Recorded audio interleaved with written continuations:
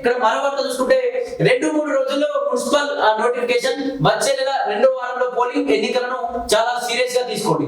గెలిచే అభ్యర్థులకు టికెట్లు. నిజామాబాద్ లో మంత్రి ఉత్తమ్ కుమార్ రెడ్డి 2-3 రోజుల్లో మున్సిపల్ ఎన్నికల నోటిఫికేషన్ వెలువడనుందని మంత్రి ఉత్తమ్ కుమార్ రెడ్డి వెల్లడించారు. వచ్చే నెల 2వ వారంలో పోలింగ్ నిర్వహించే అవకాశాలు ఉన్నాయని తెలిపారు. నిజామాబాద్ లోని ఓ హోటల్లో ఆదివారం కార్పొరేషన్ మున్సిపల్ ఎన్నికలపై సమీక్ష నిర్వహించారు. ఈ సందర్భంగా మాట్లాడిన ఆయన గెలిచే వారికే టికెట్ ఇస్తామని చెప్పి స్పష్టం చేశారు. ఓకే, మీరు గెలిచే వారికే టికెట్ ఇస్తారు, ఓకే, అది బాగానే ఉంది. కానీ మీ పార్టీ కోసం, మీ పార్టీని అధికారంలోకి తీసుకురావడం కోసం, మీ పార్టీని జిహెచ్ఎంసీ పరిధిలో మీ పార్టీ జెండా వాదడం కోసం చాలా మంది కృషి చేసిరు, చాలా యువత కృషి చేసిరు. ఆ వయసు పైబడిన వారు చాలా మంది మీ కండువాని భుజాలపైన వేసుకొని పక్కింటి వాళ్ళతోనో, లేకపోతే ఆ గల్లీ వాళ్ళతోనో, ఆ ఏరియా వాళ్ళతోనో, ఆ నియోజకవర్గం వాళ్ళతోనో చాలా మందితో కూడా ఇబ్బందులు పడ్డారు, చాలా మాటలు కూడా పడ్డ పరిస్థితి. కాంగ్రెస్ పార్టీ వచ్చింది, ఏం చేసింది? కాంగ్రెస్ పార్టీ వచ్చి ఎన్ని హామీలు అమలు చేసింది? కాంగ్రెస్ పార్టీ వచ్చి ఎన్ని నిధులు మాకు ఇచ్చింది? కాంగ్రెస్ పార్టీ వచ్చి ఎన్ని ఉద్యోగాలు ఇచ్చింది? ఎంతమంది జీతభత్యాలు పెంచింది అంటూ కూడా మహిళలకు పెన్షన్లు ఇచ్చిందా?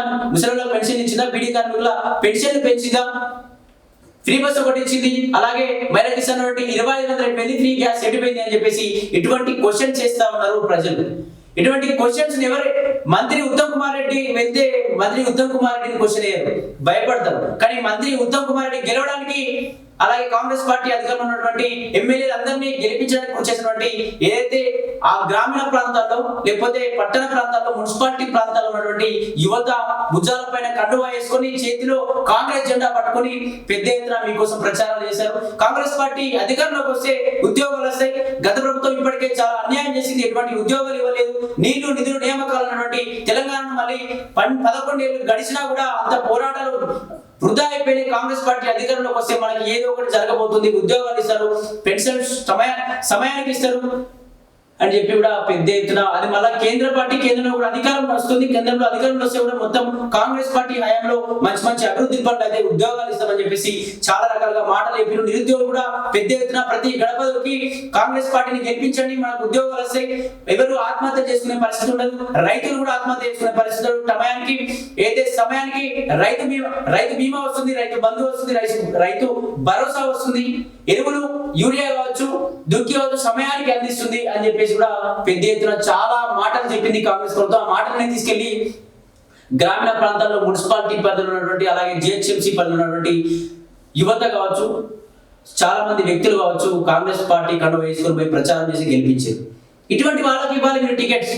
గెలిచే వాళ్ళకే టికెట్ అంటే ఎవరు గెలుస్తారు? అక్కడ ప్రజాదరణ ఉన్న వ్యక్తి, ప్రజల్లో ఎక్కువ కండువా వేసుకొని తిరిగినటువంటి వ్యక్తి, అలాంటి వాళ్ళకి ఇవ్వాలి. కానీ అతని దగ్గర డబ్బు ఉంది, అతను ఖర్చు పెట్టగలుగుతాడు, పార్టీ డబ్బు లేకుండా, పార్టీ ఫండ్స్ లేకుండా అతను డబ్బులు ఖర్చు పెట్టగలుగుతాడు, కాబట్టి అతన్నే గెలిపించాలి అని చెప్పేసి ప్రచారం చేయడం కరెక్ట్ కాదు. దానివల్ల కూడా క్యాడర్ మొత్తం విడిపోతుంది. క్యాడర్ మొత్తం విడిపోయి ఆ టైంలో గెలవకూడని వ్యక్తి గెలిచి మీకు మళ్ళీ ప్రమాదం, పెను ముప్పై ప్రమాదం ఉంటది. కాబట్టి ఖచ్చితంగా కష్టపడే వ్యక్తికి టికెట్ ఇవ్వండి.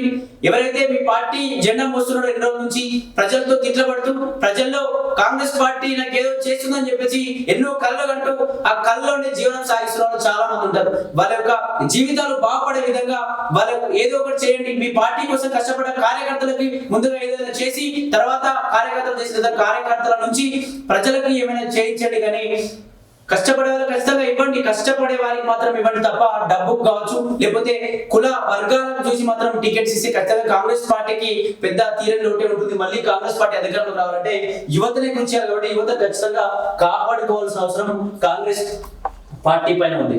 అలాగే